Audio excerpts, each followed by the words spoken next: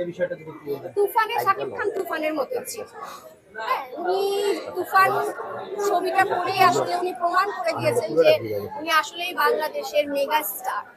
আমি তো আমার এর আগের অনেক ইন্টারভিউতেই বলেছি যে আমার কাছে তো শাকিব খান হলো বাংলাদেশের শাহরুখ খান। এসআরকে যেরকম ইন্ডিয়া লিড করে সেরকম আমাদের বাংলাদেশেও এসআরকে আছে, সেটা হচ্ছে শাকিব খান এসকে আমাদের। তো এই যে শাকিব খান বলিউডে সিনেমা করলো, আরো ভালো ভালো সিনেমা করছে, বলিউডের নায়িকাদের নিয়ে করছে, কিন্তু এই বিষয়টা আপনি কোন দিকে দেখেন, কেমন দেখেন?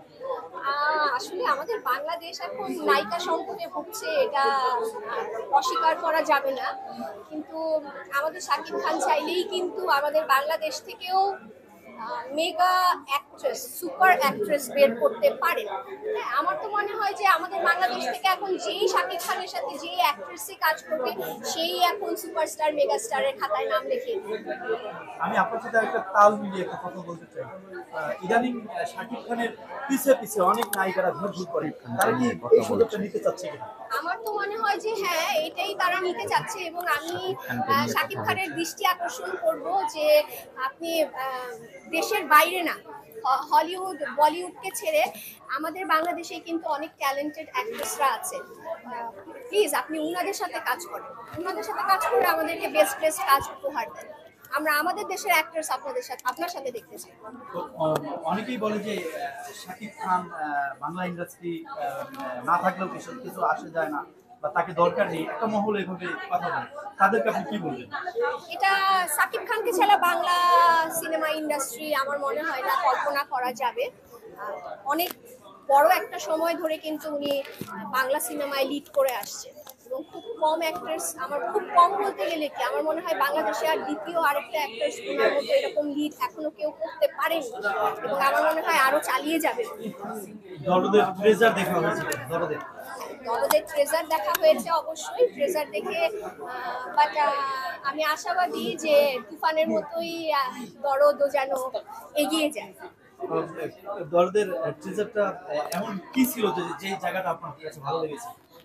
সবচেয়ে বেশি ভালো লেগেছে হচ্ছে যেই অ্যাক্ট্রেসের সাথে উনি ইন্ডিয়ান অ্যাক্ট্রেসের সাথে কাজ করেছেন, ওই অ্যাক্ট্রেসের সাথে ওনার যে কেমিস্ট্রিটা আমার সেটা খুব ভালো লেগেছে। আমরা গতকালকে সাকিবের ইন্টারভিউ নিয়েছিলাম, তিনি বলেছেন ফাটিয়ে দিলাম, ঈদ সারা ফাটিয়ে দিলাম। তো এই বিষয়টাকে কোনভাবে দেখেন? বললাম না, তুফান সিনেমা করে তো একদম তুফানি তুলে দিয়েছিলেন, এখন হচ্ছে দরদ সিনেমা করে হচ্ছে উনি ছাড়া ফাটিয়ে দিয়েছেন। যেই কথাটা বলেছেন আমার মনে হয় পারফেক্ট। বাকিটা আমি হচ্ছে ছবিটা দেখার পরই আসলে আপনাদেরকে জানাতে পারবো যে আসলে ছবির ভিতরে কি আছে।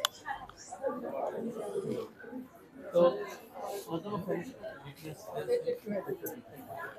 তো আসলে এই যে যে শাকিব খানের যে বিষয়টা আমাদের বাংলাকে ছাড়িয়ে ছাড়িয়ে হলিউড এবং বলিউড, এই যে যে একটা জায়গায় নিজেকে নিয়ে গেছে, এরপরে নিজে আবার ভিন্ন কিছু শাকিব খানের একটা এখন মনে হচ্ছে যে তিনি 16 বছর বা 18 বছরের ভিতরে পৌঁছে গেছে, এরকমের বয়স দেখলে এরকমের বোঝা যায়। এই জিনিসটা কেন? অনেকে বলে যে একটা সময় বলতো যে বাংলাদেশের নায়করা মোটা হয়ে যায়, নাচতে পারে না।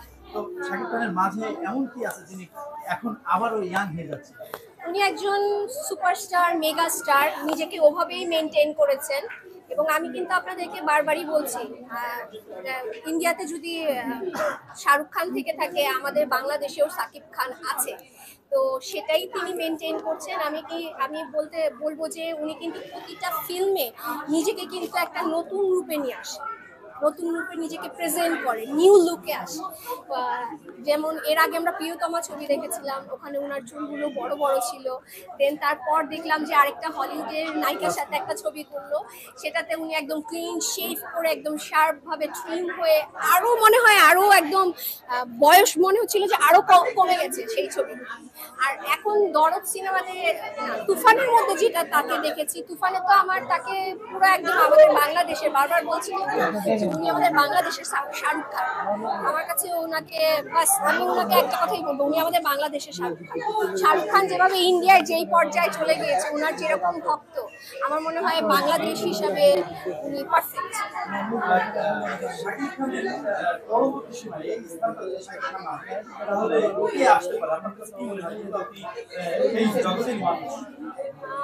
আমার মনে হয় শাকিব খান আরো লম্বা লম্বা সময় এই জায়গাটা লিড করে যাবে, এই জায়গাটা কেউ নিতে পারবে না। আর তারপর যদি কেউ আশা থাকে, আমার মনে হয় আরিফিন নিশো বা আরিফিন রুমি, তারপর সাইম, এরা আছেন, চলে আসবে।